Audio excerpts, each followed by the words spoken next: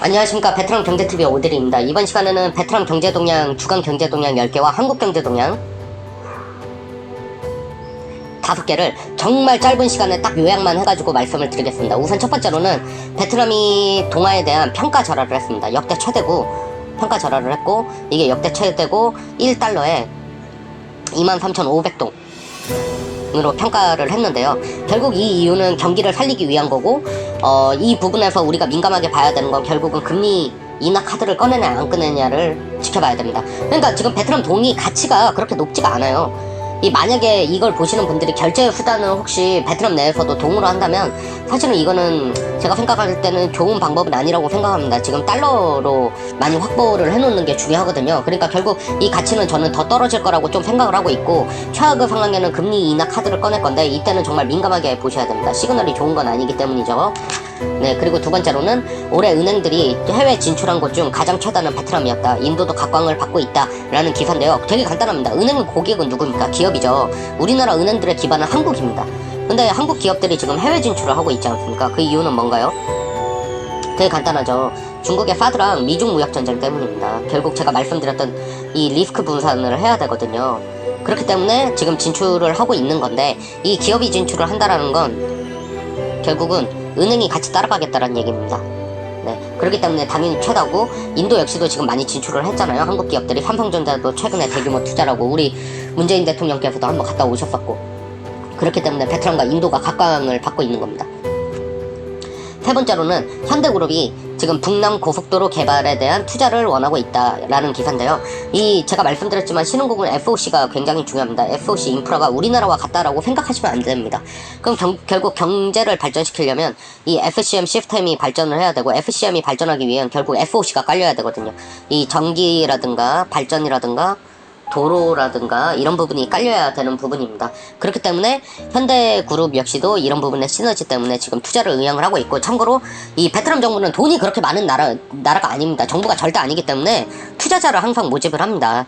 지금 현재 이 북남고속도로에 대해서도 투자자를 모집을 하고 있고요. 그런 부분에서 사실은 투자를 하실 때 조금 조심스럽게 바라보셔야 되는 부분도 있습니다. 네 번째로는 지금 베트남 전문 헤지펀드가 명성을 이루고 있다. 이게 3년 지금 평균으로 18%를 차지를 했다라는 기사인데요. 올해만 해도 순이익이 1조 5천억 달러에 이른다고 합니다. 되게 간단하죠. 제가 말씀드렸지만 한국 경제를 우리가 한국 경제라는 이유가 뭡니까? 이 미국과 중국의 의존도가 높기 때문이죠. 그렇기 때문에 우리나라 경제, 우리나라 사람이라 잘 알지만 이 미국과 중국 투자를 하기에도 좋은 이유가 뭐냐면 결국 우리와의 의존도, 교역량이 높기 때문이죠. 베트남은 어느 나라에 많이 의존을 한댔죠? 제가 말씀드렸지만 GDP의 30에서 40% 정도를 이 한국 기업에 의존을 하고 있습니다.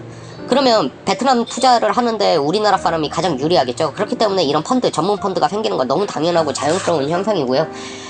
그러한 부분에서 제가 생각할 때 앞으로도 더 많은 상향을 할 거라고 생각합니다. 이거는 제가 일부러 뽑았는데요. 한세실업 신입사원 연수를 베트남으로 갔다. 제가 알기로 한세실업이 원래부터도 베트남 투자를 굉장히 오랫동안 했던 이 회사입니다. 그리고 실질적으로 베트남 연수는 제가 알기로 원래 있던 중국 연수인가 베트남 연수인가를 제가 채용을 할 때도 있었던 걸로 알고 있습니다. 지금 기업들이 이 베트남 전문가를 굉장히 많이 선호를 하는 이유는 굉장히 간단합니다. 이런 연수를 오는 것도 놀러를 오는 게 아닙니다. 결국 공장이 베트남에 있기 때문이죠. 이 친구들이 사무를 할지 아니면 생산 관리를 할지, 제가 아니면 베트남의 주재원으로 나올지 이런 부분은 제가 잘은 모르겠지만, 이 친구들이 이 한세실업 그룹을 알기 위해서 결국은 베트남에 와서 공장과 현장을 견학해서 조금이라도 느껴야 된다는 거죠. 지금 현재는 한국 내 베트남 전문가가 부족한 상태이기 때문에 기업 입장에서도 이런 이 전문 인력을 위한 투자를 한다라고 생각하시면 됩니다. 그리고 되게 간단한 것 중 하나인데, 지금 별 얘기는 아닌데 이 한세실업 그룹의 F24 역시도 지금 베트남에 진출해 있습니다. 6번, 농협이 투자한다고 그랬던 이 아그리뱅크가 지금 현재 이 수익률이 60%를 넘었다. 2018년 기준에서 보면은 이게 현재 지금 영업이익률이거든요. 영업이익률로. 그럼 왜 아그리뱅크를 저는 조심스럽게 보라 그랬냐? 그 이유는 뭐냐면 부실부채 때문입니다. 부실부채. 그리고 IPO를 한다는 얘기는 결국 좋은 자산은 다른 곳으로 뺄 가능성이 높습니다. 자산. 그렇기 때문에 서투른 투자, 이 IPO, 차라리 IPO 끝나고 들어가는 게 더 나을 수도 있습니다. 지금 이 베트남 은행 같은 경우에 지금 오션뱅크라든가 건설은행이라든가 이런 뭐 JSC 이런 은행들, 이런 약체 은행들은 지금 해외 매각을 하려고 굉장히 노력을 하고 있거든요. 그러니까 우리가 생각하는 은행으로 보시면 안 됩니다. 이게 굉장히 위험하거든요. 베트남 같은 경우에. 제가 생각할 땐 그렇습니다. 제 주관적으로 위험하기 때문에 이 안에 부실부채가 뭐가 있는지를 꼼꼼하게 살펴보고 투자를 하시는 게 맞습니다. 우리나라처럼 안전주의 역할은 아니라고 생각을 합니다. 지금 베트남 VN 인덱스가 960포인트 밑으로 떨어졌다는 얘긴데요. 이 기사를 제가 읽어봤더니 이런 내용입니다. 잘 이렇게 그냥 어떻게 보면 횡보를 하다가 이 장 막판에 미끄러졌다 그러더라고요. 그래서 이게 왜 갑자기 미끄러졌는지는 모르겠다 라는 얘기고, 이게 지금 960까지면 굉장히 지금 연초 대비 굉장히 많이 떨어진 수치고, 이거는 제가 좀 지켜봐야 됩니다. 왜냐면 지금 금융시장 자체가 미중 무역전쟁 때문에 안전선호로 가고 있는 거거든요. 제가 말씀드렸지만 짧게 보면 정말 우울한데 길게 보면은 해피할 수가 있습니다. 그렇기 때문에 너무 단기적인 변화보단 거시경제를 계속 모니터링하면서 어떻게 변하는지를 살펴보는 게 더 중요합니다. 에이스바이오이라는 회사가 비엔알신이라는 걸 베트남 식약처에서 허가를 받았습니다. 저는 굉장히 좋은 기사라고 생각을 하는데요. 그 이유는 되게 간단합니다. 이 베트남도 은근히 이제 슬슬 비만이 생기고 있습니다. 베트남 분들이 이제 좀 그래도 괜찮게 먹고 살게 됐잖아요. 그러다 보니까 많이 먹게 되고, 그러다 보니까 살이 찌게 되고, 그래서 이런 부분에 정말 헬스장과 이런 다이어트, 그리고 아시겠지만 최근에 베트남에서 뭐 무슨 다이어트 보조제 불법으로 들어와가지고 한국에서 팔다 적발된 분들이 있으시잖아요. 뉴스에 크게 나오셨는데, 베트남 식품은 진짜 한번 이거 후진국입니다. 식품안정법에 대해서 그렇게 강화된 나라가 아닙니다. 이 베트남 지역에 계시는 분들조차도 자국의 음식을 믿지 않는데 그거를 수입을 해서 포장을 해서 한국 국민한테 판다라는 건 그럴싸하게 제가 보기에는 도덕적으로 굉장히 맞지가 않고요. 지금 이걸 봐주시는 분들 역시도 베트남 식품에 대해선 좀 꼼꼼하게 알아보고, 너무 믿고 한국처럼 안전할 거라 생각하시면 안 됩니다. 베트남 식당을 가도 숟가락 젓가락을 다 휴지로 닦고 먹거든요. 베트남 사람들도 그렇게 먹습니다. 이 위생에 대해서 본인들도 믿지 못하기 때문에. 그래서 이런 부분에 대해서 베트남이 발전하고 있는 건 맞지만 지금 과정이기 때문에 이런 부분은 우리도 과정이라고 이해를 해주고, 이렇게 좀 청결에 신경을 쓰고 위생에 신경을 쓰는 게 좋을 것 같습니다. 그것 때문인지 그런지 이 모회사 같은 경우에는 이 5월 31일 기준으로 이 4.62%가 상승을 해서 마감을 했고요. 비에텔이 지금 30주년 행사를 했는데, 제가 말씀드렸지만 이 개통시험에 대해서 세계 5번째로 했습니다. 비에텔 같은 경우에. 그리고 베트남의 스마트폰 보급률이 굉장히 높기 때문에, 특히 이거는 결국은 전자금융 쪽까지 발달을 해서, 여기 기사엔 제가 안 냈지만 지금 베트남 정부가 프랑스 정부랑 이 전자정부에 관한 이 협의를 하고 있거든요. 그렇다면 이 전자정부화를 한다면 결국은 뭐랑 엮겠습니까? 우리나라처럼 스마트폰이랑 엮고, 이게 결국은 금융 시스템으로 같이 갈 거고, 지금 기술력은 좀 받쳐져 있고, 5G 같은 경우에는 이 노키아랑 협의를 지금 하고 있죠. 5G 장비에 관한 부분은. 그리고 제가 생각할 때 5G 기술은 지금 이 베트남에 많은 통신사, 외국계 통신사들이 들어와 있습니다. 그렇기 때문에 협의가 충분히 가능하다 생각하고, 베트남 역시도 이런 부분에 민감하게 투자를 하고 있습니다. 그리고 마지막으로는 이 FMCG죠. FMCG 시장이 지금 견고하다라는 기사고, 동남아에서 2위 시장이다.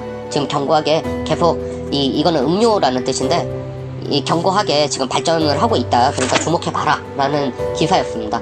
그 주간 한국 경제 동향 5개를 뽑았습니다. 우선 첫 번째로는 디램 가격이 5개월 연속 급락을 했고 8개월 만에 8달러대에서 3달러대로 지금 내려갔습니다. 제가 말씀드렸지만 이 디램 가격 굉장히 중요합니다. 왜냐면 우리나라 경제에서 반도체가 차지하는 비중이 못해도 17%를 차지하고 있기 때문에, 이러한 부분에서 디램 가격이 떨어진다는 건 뭐겠어요? 수출의 적신호죠, 적신호. 그렇다면 지금 2분기가 어떻게 될지 지금 수출 동향을 꼼꼼하게 모니터를 해봐야 되는 시점이죠. 왜냐면 제가 말씀드렸지만 삼성전자 잘 나가는 거랑 상관이 없습니다. 이 한국 공장에서 잘 나가야 되거든요. 한국의 수출이 어떻게 되냐는 한국에서 생산되는 게 이 한국을 통해서 출하가 됐냐 안 됐냐의 기준이 이제 이 베트남의 삼성전자가 나가는 거랑은 전혀 한국 수출과는 상관이 없습니다. 상관은 있지만 이건 내부자 거래 FCM 구조로 상관이 있다라는 거지, 그 최종 소비자의 수출로 잡히는 거 베트남 정부라는 거죠. 그 부분에 시너지는 보겠죠. 100을 볼 걸 50 보는 거죠, 50. 이걸 보면은 이 현대 로보틱스 그리고 이 LG 같은 경우에도 로봇에 지금 많이 투자를 하고 있습니다. 이거 되게 간단한데요. 제가 예전에 이 방송을 하기 전에 키오스크에 굉장히 저는 이 최저임금 관련해서 이슈가 나왔을 때 가장 먼저 찾았던 게 키오스크였어요. 그 롯데리아가 제가 살다 보니까 제일 빨리 움직이길래 이거 어디서 만드나 막 사진 찍어서 결국 투자를 했었는데 뭐 당연히 재미 봤죠. 근데 이걸 제가 좀 짧게 말씀드리고 싶은 거, 이 산업용 로봇을 왜 만들겠습니까? 한국에서 결국은 이 전문적인 생산은 제가 말씀드렸지만 단순 노가다를 1억 2억씩 줄 수 없으니까 이건 당연히 해외로 빼는 건 당연한 거고요.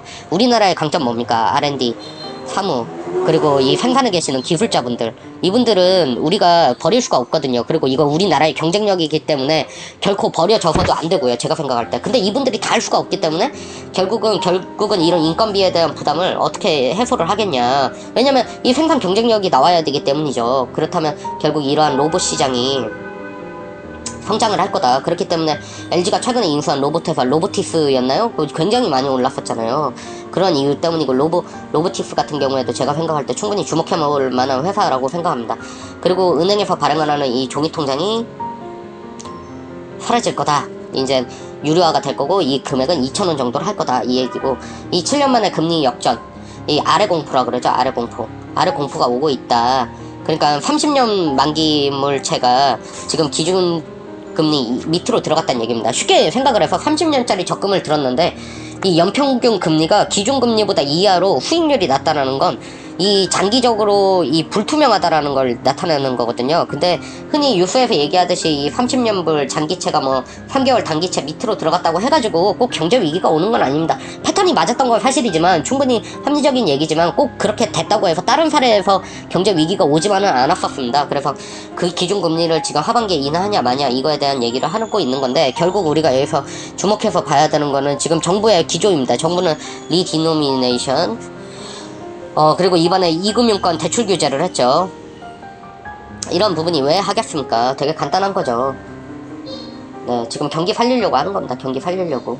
이 많은 분들이 정부에 대해서 당연히 뭐 비판의 시각을 가질 수도 있지만, 저는 시각이 다른 거라 생각합니다. 저도 그 시각을 아주 100% 찬성하는 입장은 아니지만, 정부 역시도 노력을 하고 있다라는, 제가 보기에는 시그널로 보입니다. 대웅제약이 올해 창사 이래 가장 많은 임상 실험을 진행을 할 거다. 그래서 최근에 이제 미국의 FDA 승인이 나지 않았습니까? 그뿐만 아니라 지금 추가적인 임상 실험을 할 거다. 제가 생각할 때 대웅제약 같은 경우에는 뭐 한번 지켜볼 만한 주식 중 하나라고 생각합니다. 굉장히 안전적이고 실제로 일을 하고요. 임상 실험도 정말 많이 하고 있고, 임상이 최근에 잘 됐었죠. 그렇기 때문에 이런 기술적인 회사에 대해서는 한번 꼼꼼하게 보고, 왜 수급이 박스권 안에서만 움직이는지도 한번 우리가 주목해서 볼 필요가 있습니다. 네, 이상입니다.